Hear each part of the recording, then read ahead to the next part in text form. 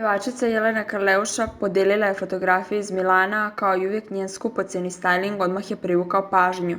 Naime, pevačica je do pre nekoliko dana boravila u Dubaju sa svojim ćerkama, a sada je odlučila da otputuje i u Milano, odakle je takođe objavila niz fotografija. Ona je pozirala u kafiću sa pogledom na katedralu Duomo, a ovog puta se odlučila za beš kombinaciju jer je skupocenu odeću savršeno uklopila uz čizme i tašnu.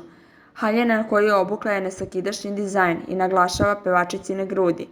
Ponela je i vunenu torbicu francuskog brenda Jacquemus, čija je cena 1390 evra, koju je ukombinovala sa čizmama poznate marke Givenchy, dizajna od 1985 evra.